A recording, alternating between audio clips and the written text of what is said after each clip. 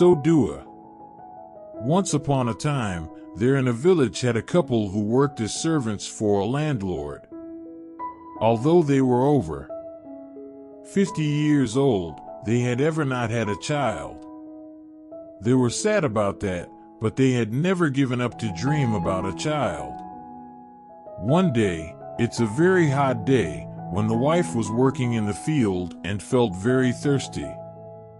She sought for water, but she didn't see any but a little water in a skull which was in a hole beside an ancient tree. She had no choice but to drink it. Right the moment she drank, the feeling of cold water running from her throat to her stomach made her felt very comfortable. As a magic, she was pregnant after that short time. Then, the husband died before he got the happiness looking his child be born. After 9 months and 10 days, the wife gave birth a son, but he didn't look like any child on the world. He had no feet, no leg, and even no body. He just had a head with full of eyes, nose, ear, hair, and mouth on it. He didn't ugly, but was too strange. The heart of the wife was broken in pieces as she saw him. She planned to leave the child because she thought he would die. However, the son was clever and healthy. He seemed to understand his mother's attention. "Mommy, I'm your son. Don't leave me, Mom," he said. The mother broke into tears. She held up her son and fed him. She named him Sodua, coconut, and decided to take care of him as like normal children. Her master forced her to leave her son when he heard she gave birth to a monster, but Sodua's mother didn't. Therefore, he made her and Sodua to live in a hut at corner of garden, away from his house. Every day she went to the landlord's house, worked there till afternoon. She brought some rice back for Sodua as she came back. Sodua grew up each day. He'd get more intelligent and knowledge. His body turned bigger till it had the size of a coconut. He rolled to move. Every day, when his mother went to landlord's house, Sodua stayed at home and transformed into a clever and handsome boy. He helped his mother clean their hut. After he finished, he transformed into the former shape. His mother, of course, could easily realize things strange, but she didn't get the chance to discover it. One night, his mother sighed. "Others can herd when they are 7 years old," while, she said, gotten silent, but Sodua had heard. "Mother, I can herd," said Sodua. "Please ask our master to let me herd."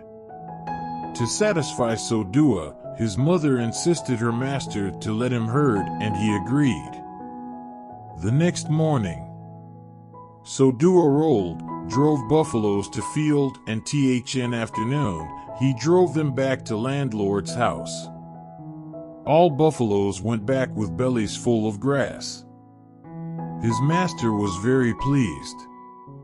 Sodua used to drove buffaloes away their home, so the landlord forced his daughters to bring food for him.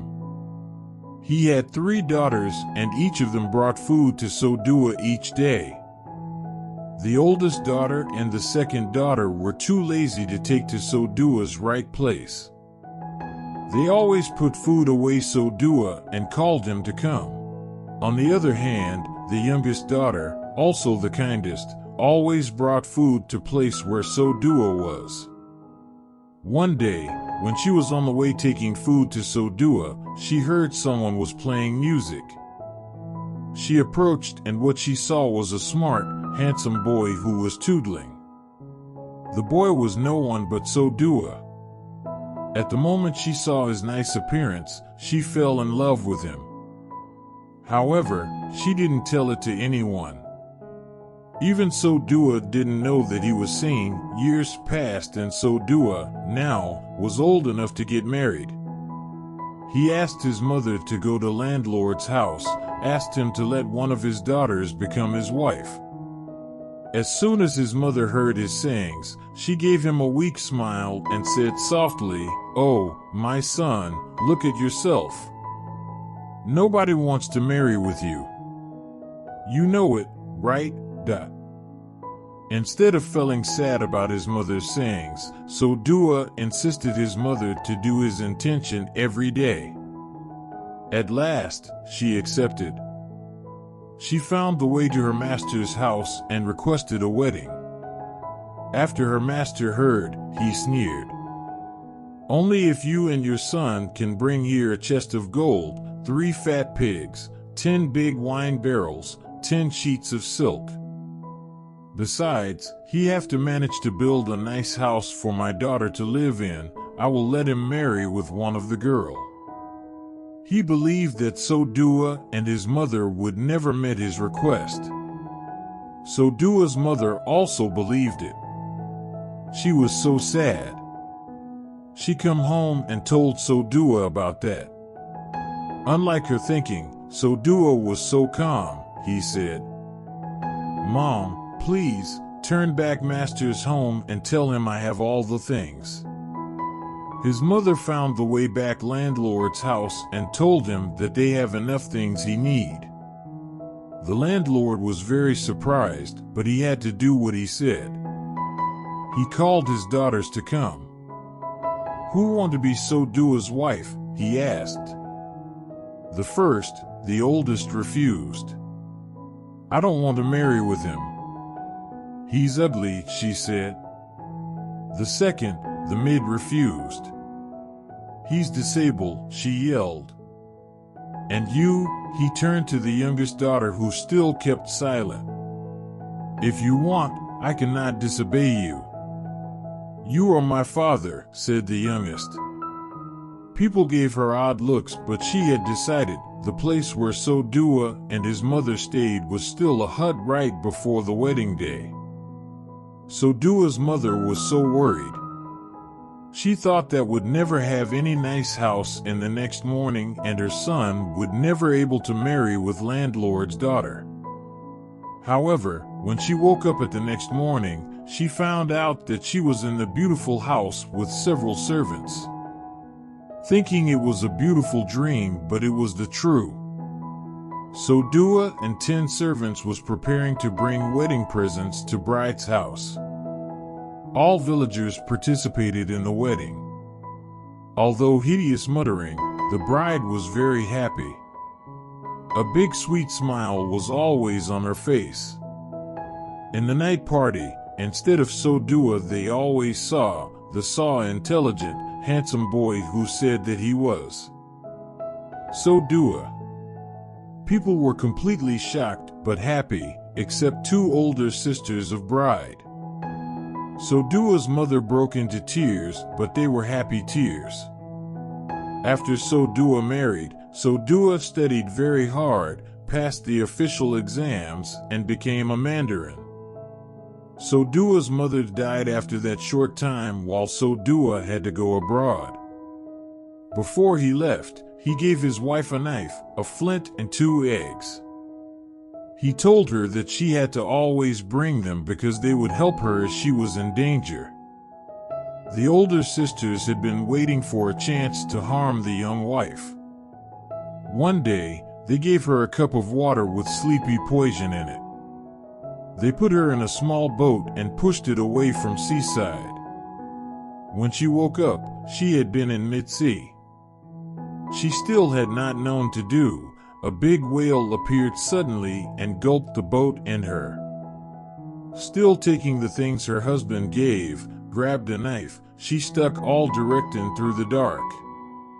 Everything upset it, she couldn't stand, rolled from side to side, and could hear loud noises. The whale dropped into water. She tried to stuck again and again until didn't hear any noises. The whale was dead, his body drifted an island. She made a hole at whale's stomach and went out. She split the whale into pieces, dried it, and stored to eat. She used the flint to make fire so she could cook and keep warm. The eggs broke out 2 chickens, a rooster, and a hen. They became her friend in the island and waited crossing ships together.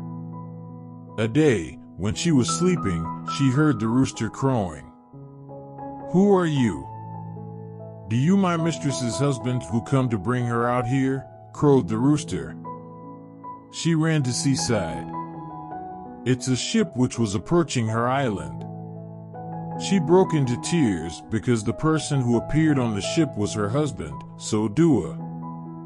They ran toward the other, hugged tightly. She told him whole story, and that made him so angry. Although he had taken her come home, he didn't tell anyone his wife was alive. He organized and invited all neighbor, including the sisters. He asked the sisters about his wife. They cried and said it was an accident. They had tried all their ability to save the young sisters, but they could not. They were very painful about that. So Dua didn't say anything. He requested to go bedroom and went back with his wife minutes later. The sisters gaped because of surprise and shame. They left the party in silence. After that, nobody had seen them.